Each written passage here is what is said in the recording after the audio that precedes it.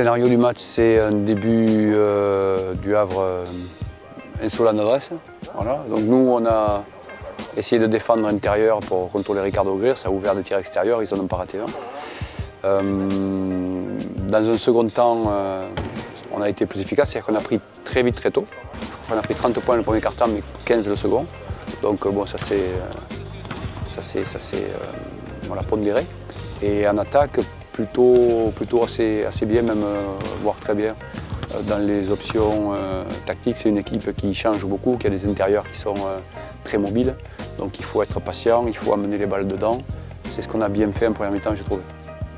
Deuxième mi-temps différente. D'abord, on perd peu de balles sur le match, on en perd 10, mais on en perd 3 en transition offensive sur des relances voilà, quasiment tout seul, quoi, des balles stupides, et c'est associé à 6 lancers francs consécutifs ratés. Donc malgré tout, on reste à 6-8 points. Et on aurait pu repasser devant à ce moment-là, on ne l'a pas fait. Donc après, ils ont fait un petit break, ils sont passés à 12 et le match était plié.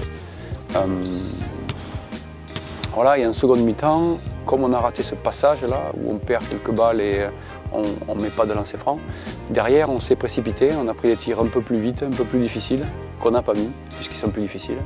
Et souvent, quand on n'est pas bien, il faut être plus patient. Et on a tendance à être un peu plus pressé. Et donc les breaks se fait à ce moment-là. Voilà, parce que je crois qu'à la fin du troisième quart-temps, on est toujours à 6 points, 6-8 points, mais ça passe vite à 12. L'idée d'utiliser les changements stratégiques défensifs qu'ils font, c'est-à-dire qu'ils changent en défense, ça a pour vertu de limiter les scoreurs extérieurs, puisqu'en fait il n'y a pas de décalage quand on change de défenseur, c'est un peu technique, hein, mais les shooters n'ont pas d'espace, ils sont défendus. Par contre, la faiblesse de ce type de défense, c'est qu'on a des rapports de force à l'intérieur qui sont mauvais. C'est-à-dire que Sean est défendu par Cox, par le meneur de jeu, etc. Et donc il faut mettre la balle à l'intérieur.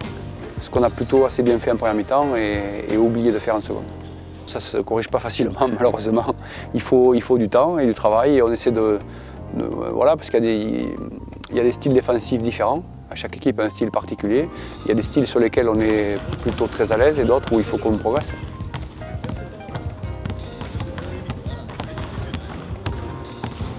Les chiffres, on peut leur faire dire ce qu'on veut. Ça ne donne pas de sens.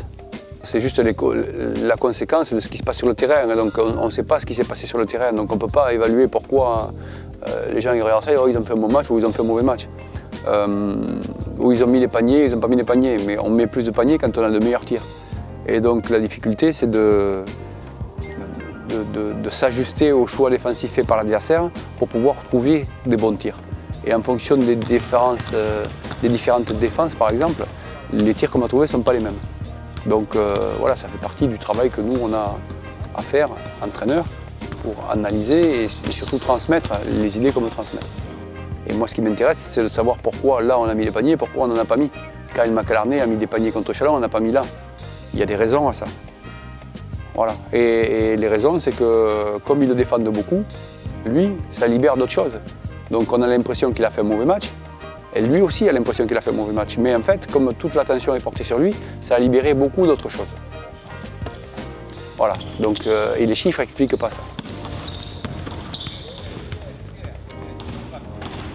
Une équipe athlétique, haute.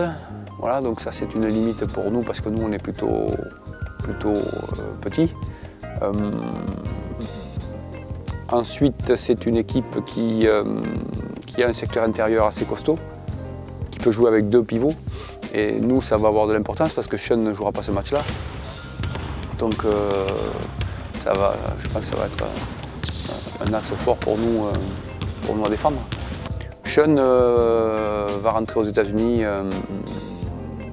pour des raisons personnelles. Voilà, donc après, le fait qu'il soit grand et costaud et lourd, ça peut être un plus pour une attaque, ça peut être une limite pour une défense aussi. Voilà comment je caractérise l'équipe. Oui, mais le public, il est là quand on domine, mais c'est quand on est en difficulté qu'on en a besoin. Donc c'est normal qu'il soit euphorique par rapport à la mi-temps qu'on a fait contre Chalon.